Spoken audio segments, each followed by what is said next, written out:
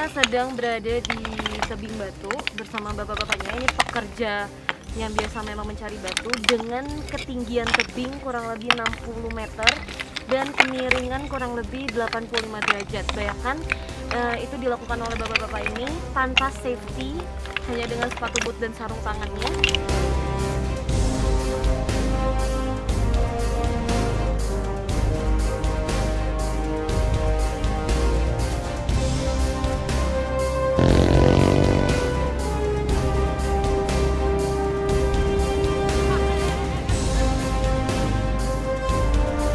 Akibat jalanannya sulit, jadi motor yang membawa kapal tadi harus tergelincir karena kapalnya terlalu berat dan motornya juga jadi mati.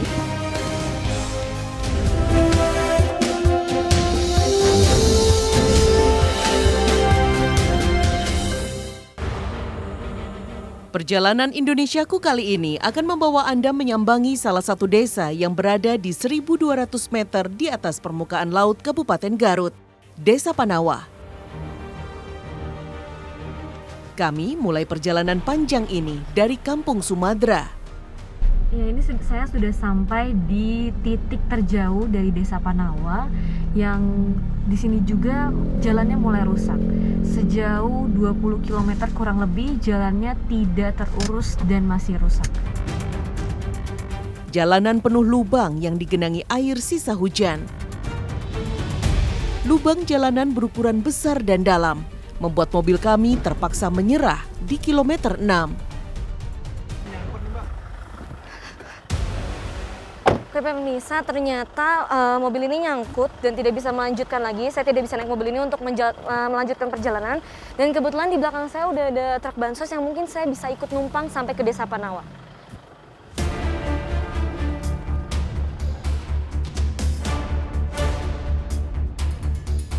Jalur ini adalah peninggalan zaman penjajahan kolonial Belanda.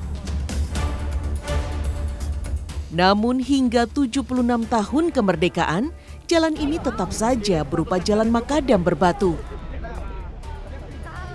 Setiap tahun warga meminta perbaikan, tapi jawaban tak kunjung datang. Padahal jalur ini adalah jalur tengah penghubung Kabupaten Garut menuju Kecamatan Pengalengan, Kabupaten Bandung.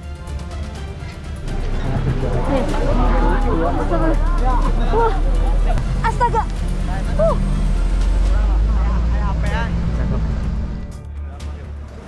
Selama perjalanan, kesulitannya ini terutama jalannya miring, jadi harus pegangan ekstra dan banyak ranting yang turunnya lumayan turun dan menghalangi kita yang sedang ada di atas truk sebenarnya.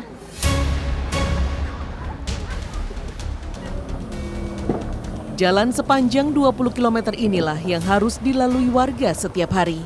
Parahnya kondisi jalan membuat kami butuh hingga 3,5 jam untuk melintasinya.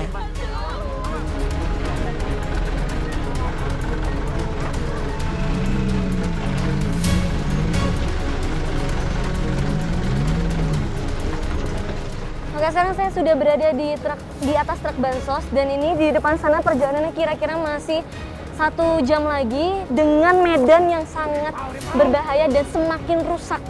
Jadi ini mesti pegangan kuat supaya menghindari hal-hal yang tidak diinginkan. Tanjakan turunannya terjal banget, ditambah hanya bebatuan, dan ini lagi musim hujan. Astaga! Guncangan truk saat melintasi lubang dan genangan jalan berulang kali kami rasakan di sepanjang perjalanan. Ya, hanya truk saja yang cukup tangguh melintasi jalan ini. Bila tidak ada truk, warga pun hanya bisa mengandalkan motor atau ojek gunung.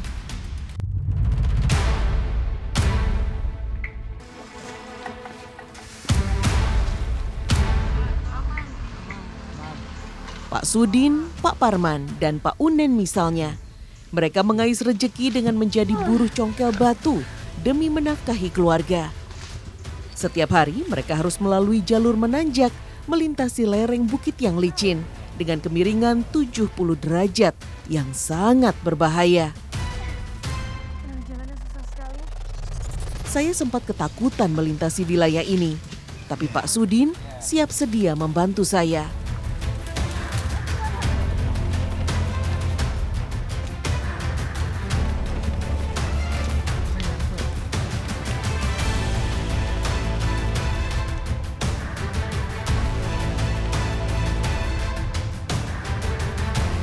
Di tebing terjal inilah mereka bekerja. Kami harus mencongkel lempengan batu yang menempel di lapisan tanah yang tipis. Sekarang saya sedang berada di tebing batu bersama bapak-bapaknya. Ini pekerja yang biasa memang mencari batu dengan ketinggian tebing kurang lebih 60 meter dan kemiringan kurang lebih 85 derajat. Bayangkan itu dilakukan oleh bapak-bapak ini tanpa safety, hanya dengan sepatu boot dan sarung tangannya. Ada trik khusus agar batu bisa tercongkel dari posisinya, yaitu mencari urat batunya. Batu yang berurat lebih mudah dicongkel. Satu persatu batu yang berhasil kami dapatkan dilemparkan ke bawah. Sungguh, pekerjaan ini sangat menantang bahaya, karena lemparan batu dari tebing yang tinggi ini bisa saja menimpa para pekerja di bawah sana. Semua pekerja harus ekstra waspada agar tidak ada satu orang pun yang terluka. Pak Sudin udah berapa lama jadi buruh ngambil batu gini, Pak? Udah lama, ada 3 tahun pas ada. 3 tahun? Iya. Ini dilakuin setiap hari atau enggak? Enggak, tergantung pesanan. Tergantung pesanan. Biasanya siapa yang pesan? Itu proyek, kadang-kadang proyek. Itu buat kampung. Buat kampung.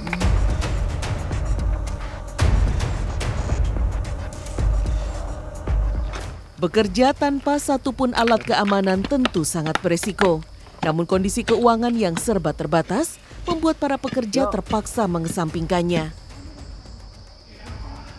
Padahal, berbagai ancaman resiko selalu mengintai. Mulai dari percikan material akibat benturan palu dan batu, hingga tanah yang labil. Dan bisa longsor kapan saja. Itu sebabnya, semua orang harus saling membantu dan mengawasi demi keselamatan bersama.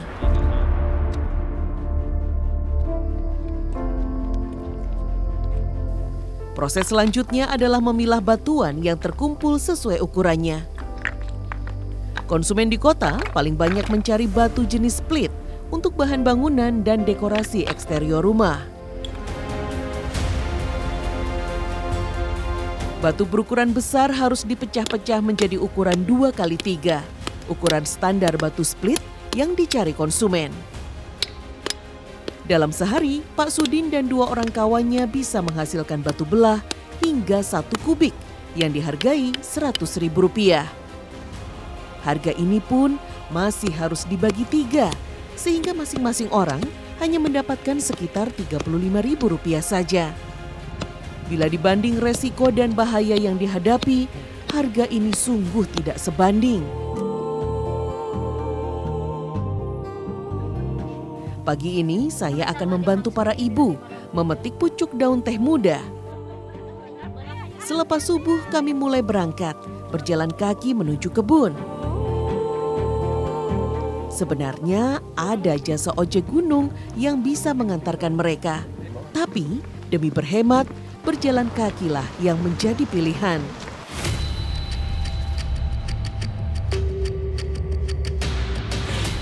Kurang lebih 3 km kami tempuh melalui tanjakan dan turunan yang licin. Susah payah berjalan di medan tanah yang menguras tenaga. Hamparan kebun teh menghijau di depan mata. Kebun teh seluas 1 hektar ini adalah milik Bu Yani di Kampung Ciangkrong sebelah Kampung Cikopo. Pak Sudin dan para ibu hari ini mengejar rezekinya di kebun teh jenis gambung ini. Teh inilah primadona Desa Panawa.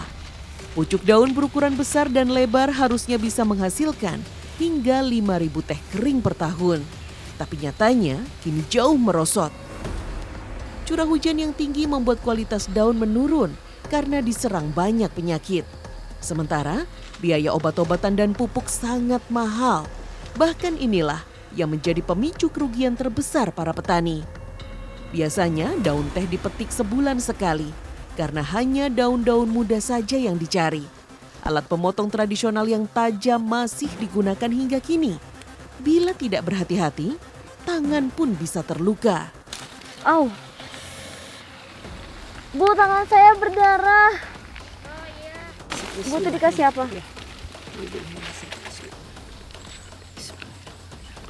Perih, Reng. Perih, Bu, perih. Sudah, kok eta mah panas renang teh. Daun teh yang sudah terkumpul lalu dipikul menuju jalan lintasan ojek gunung.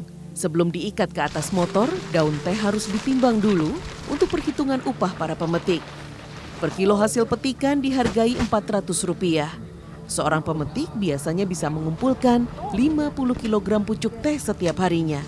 Artinya, hanya Rp20.000 upah yang diterima para buruh petik teh. Meski dihargai sangat murah, pekerjaan ini terpaksa dilakukan karena tidak ada pekerjaan lainnya. Setelah waring atau karung teh kami naikkan ke atas ojek gunung, saya dan Pak Sudin pun ikut menumpang di atas motor. Ini sekarang kita akan ngangkut tehnya ke pengepul. Sebenarnya ini bahaya, tapi saya harus ikut ke bawah bersama akangnya. Hati-hati ya, Kang. Iya. Jalanan yang sempit dan licin menjadi jalur keluar dari kebun teh. Saya agak tegang karena inilah pertama kalinya saya menumpang ojek gunung. Saya baru agak tenang saat akang ojek meyakinkan perjalanan akan berjalan aman. Ojek gunung melaju kuat namun berhati-hati di tengah medan yang licin. Saat menghadapi tanjakan, motor harus digeber agar tenaganya kuat melampauinya. Kerasnya putaran roda membuat tanah berlumpur semakin amblas. Oleh karenanya, ban motor ojek gunung harus dipasangi rantai agar roda masih bisa mencengkram ketika melalui tanah basah yang licin. Tapi tetap saja, medan yang berat membuat salah satu ojek gunung di depan saya terjatuh. Kang, ayo dibantu.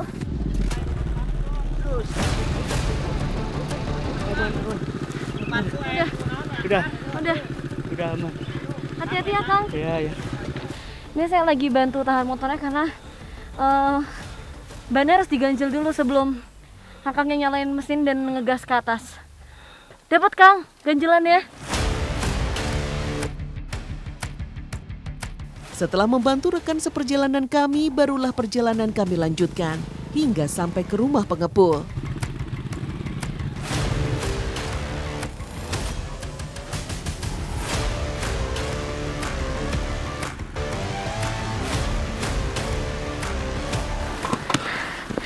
Kita sampai di tempat pengepul.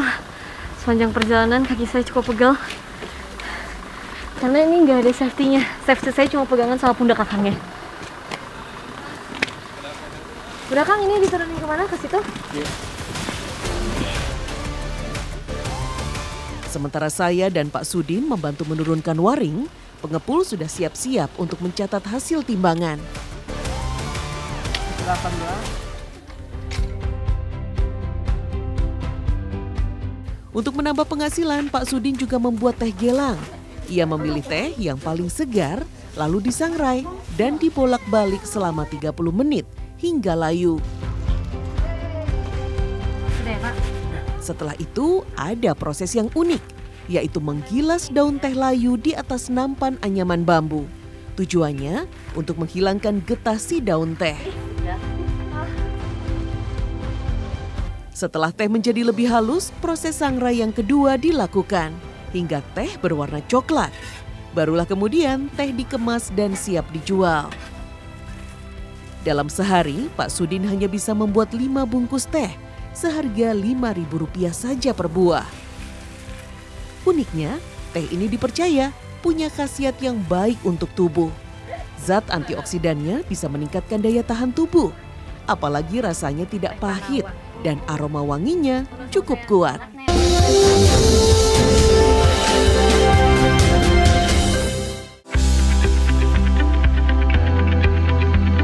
Inilah Desa Sukamulya, wilayah subur tapi jauh dari kata makmur. Masyarakat desa mengandalkan rejeki dari kegiatan bertani dan membuat gula aren.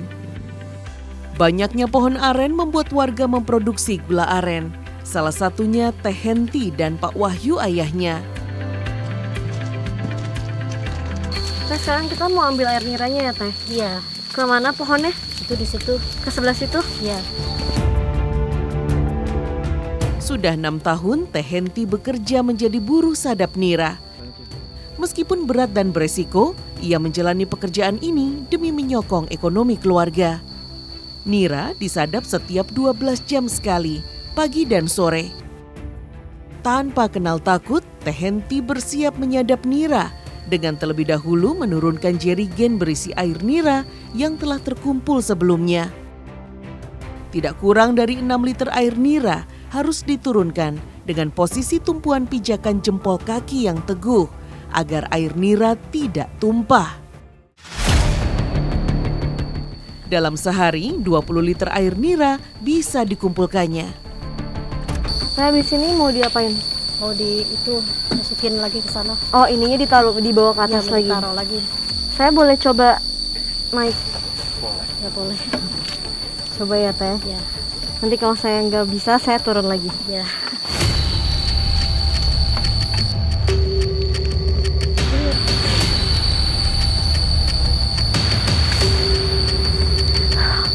Sakit banget, padahal saya pakai kaos kaki, tapi jempol saya nggak kuat. Jadi kayak saya nggak bisa ngelanjutin. Teh punten dibantu. Ya, nggak apa-apa. Jadi tadi saya coba naik dengan caranya jempolnya masuk ke dalam bambu ini, tapi saya sendiri nggak kuat.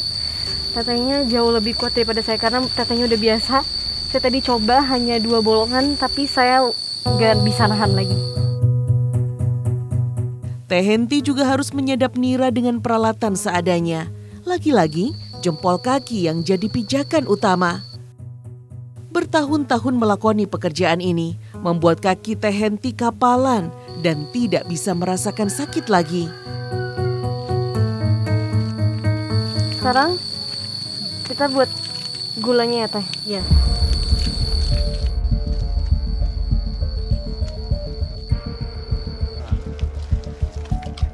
Setelah terkumpul, gula aren pun dibuat di tempat yang sempit ini. Sebisa mungkin Teh Henti memproduksi gula aren setiap hari demi mendapatkan uang untuk pengobatan buah hatinya. Makan pun sangat sederhana. Bahkan makan nasi saja tanpa lauk sudah biasa ia rasakan. Gimana Teh caranya? Ini caranya ke sini ini ya. Supaya ambil gulanya. Gulanya dimasukin ke sini? Ya, masukin. Terus? Kalau kayak gitu artinya? Jahit. Ini udah ya. Udah jadi? Udah ya. Setelah dididihkan selama kurang lebih 1,5 jam, gula cair harus diaduk hingga buihnya hilang dan tidak gosong. Pencetakan baru boleh dilakukan setelah air nira panas didiamkan sekitar 5 menit. Panas banget ini. Dalam sehari, Teh Henti bisa membuat hingga 6 kg gula aren dari 20 liter air nira yang dikumpulkannya. Setelah mengeras, gula aren lalu dibungkus dengan daun pandan yang membuat gula lebih awet dan beraroma harum. Teh, sebenarnya sepadan gak sih antara harga jual gula yang udah jadi sama proses teteh ngebikin gulanya? Enggak. Kenapa Soalnya ini terlalu capek. Ya, seharganya ini murah gitu kalau buat saya mah. Jadi nggak sepadan ya Teh antara enggak. harga sama Enggak. prosesnya? Ya, enggak. Setelah jadi, gula aren siap dijual ke pengepul. Setiba di tempat pengepul, gula lalu ditimbang untuk menentukan harga jualnya. 6 kg gula yang dibawa Teh Henti dihargai Rp10.500 per kilo. Namun, Rp63.000 yang didapatkannya masih harus dibagi dengan pemilik kebun. Alhasil, hanya Rp30.000 saja yang bisa ia bawa pulang.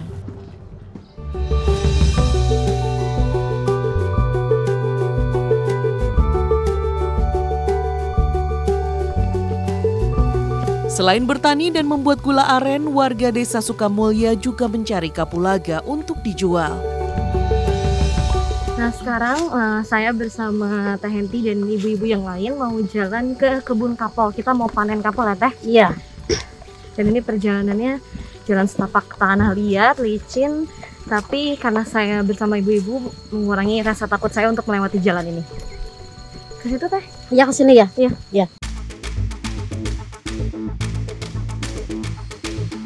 Pagi ini saya ikut membantu para ibu pemetik kapulaga.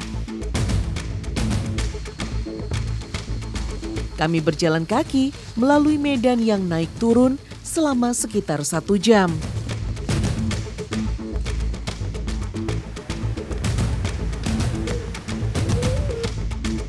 Para buruh tani ini harus memanen kapulaga di kebun milik Pak Iman seluas kurang lebih 1 hektar. Dalam setahun, kapulaga bisa dipanen hingga 4 kali dengan hasil sekitar 7 kuintal. Buah kapulaga dipetik dan dikumpulkan dengan cara merangkak. Baru beberapa saat memanen saja, punggung dan pinggang saya sudah terasa sakit.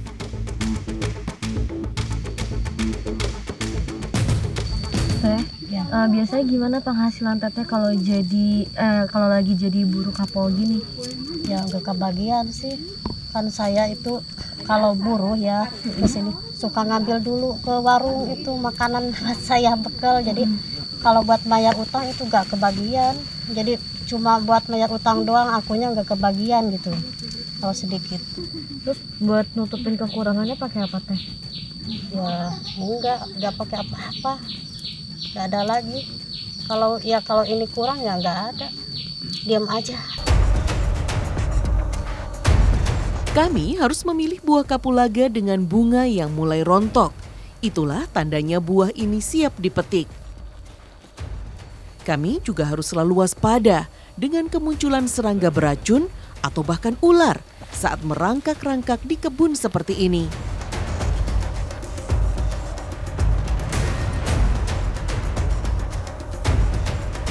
Rata-rata buruh petik bisa mendapatkan hingga 50 kg buah kapulaga per hari. Upahnya Rp1.000 per kilo. 29.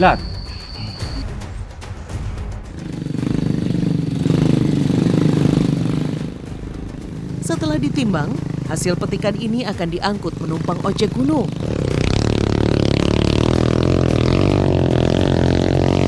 Meski cukup tangguh menghadapi medan jalan yang ekstrim, tetap saja para pengojek harus ekstra hati-hati.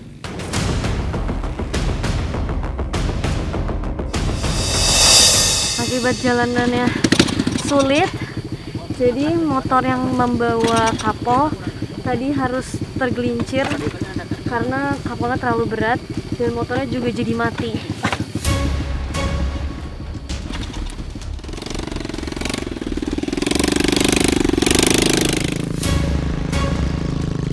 Agar sanggup menaklukkan medan, motor ojek gunung pun dimodifikasi. Dengan memasangkan rantai di bagian roda. Tinggi kir motor juga diganti dengan ukuran 45 mm untuk bagian belakang dan 8 mm untuk kir bagian depan. Ongkos ojek gunung biasanya ditetapkan berdasarkan berat beban yang diangkut. Per kilo muatan dihargai antara Rp700 hingga Rp1.000 untuk jarak tempuh tertentu. Harga yang minimalis untuk sebuah perjalanan yang sangat beresiko.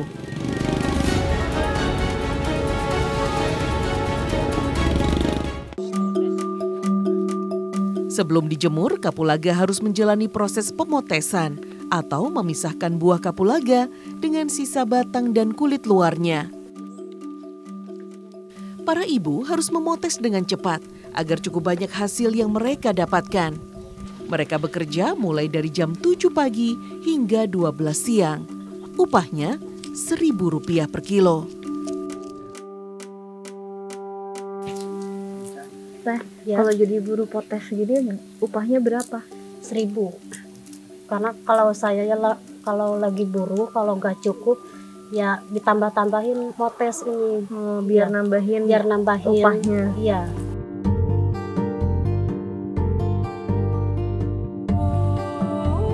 Buah kapulaga baru bisa dijual dalam kondisi kering agar harganya lebih bersaing.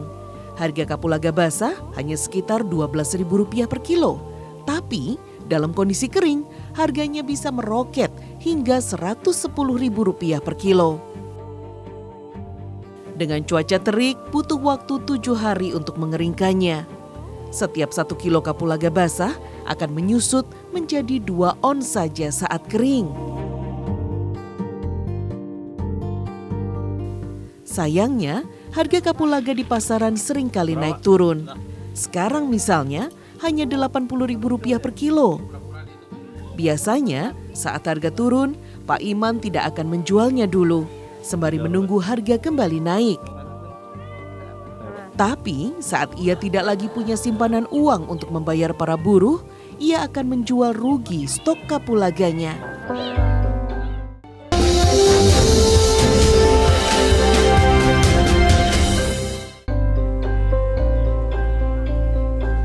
Bekerja sebagai buruh serabutan tidak lagi memandang jenis pekerjaan. Semua dilakukan demi mendatangkan sedikit rupiah.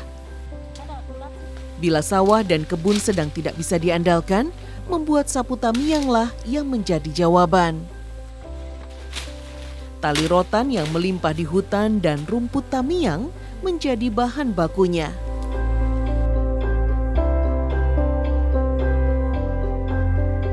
Bersama Teh Henti, Teh Wina, dan Teh Ai, saya ikut berjalan kaki menuju kebun omen. Kami harus membelah hutan yang licin dan berlumpur sekitar 1 jam lamanya. Tamiang adalah jenis rerumputan yang punya karakter unik. Tamiang akan memerah ketika dipetik saat masih berembun. Sehingga warga pun memilih panen pada siang hari ketika embunnya sudah menguap. Nah, tanaman tamiang ini setelah ditebas, lalu dibersihkan batangnya. Untuk bunganya ini supaya hilang harus seperti ini, seperti diserut gitu ya pakai tangan. Tapi ini nggak hilang sepenuhnya. Untuk menghilangkan bunganya sepenuhnya, nanti dijemur dulu lalu digelang ya Teh? Iya. Dan ini biar rapi juga. Untuk menghasilkan 1 sapu tamiang dibutuhkan sekitar 50 tangkai bunga perdu tamiang. Namun setiap perdu hanya punya 1 tangkai bunga saja, sehingga sangat banyak sekali untai bunga yang harus dipetik.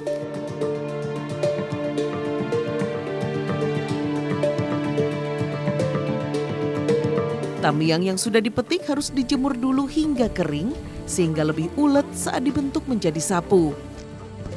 Saat cuaca cerah, butuh waktu sekitar 1 minggu untuk mengeringkan tamiang.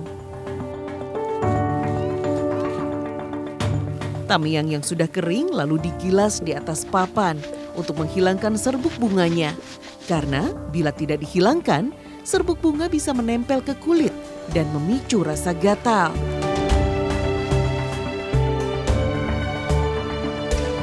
Nah, ini daun tamiangnya lagi digelang. Tujuannya untuk menghilangkan bunga-bunga yang tadi ada di ranting-ranting sini. Karena yang akan digunakan adalah rantingnya ini untuk jadi sapu.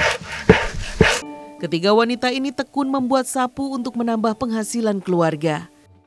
Peralatan yang digunakan pun sangat sederhana. Misalnya bubut kayu ini.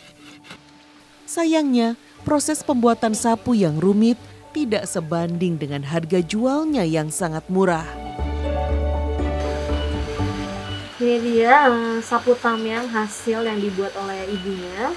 Dan ini harganya satu sapu dijual 10.000 dan ibunya mendapatkan keuntungan sebesar 2.500. Dan menurut ibu sebenarnya tidak cukup untuk kehidupan sehari-hari, tapi mau tidak mau harus dilakukan karena memang pekerjaan ibu hanya membuat sapu. Untuk infrastruktur jalan itu yang arah dari Desa Cisalak itu ada 3 desa di Kecamatan Taringgul yang kondisi jalannya memang masih berbatuan. Dan di musim hujan itu bercampur dengan lumpur. Saya sudah melakukan usulan kepada pemerintah kabupaten untuk perbaikan jalan tersebut. Ya, kisah ironi harusnya tidak lagi datang dari tanah lumbung padi andalan negeri. Tanah yang subur harusnya membuat warganya makmur. Kini, warga menantikan pemerintah bergerak, memperbaiki jalan akses menuju desa, agar terbuka lebar bagi mereka jalan rejeki untuk memperbaiki kehidupannya.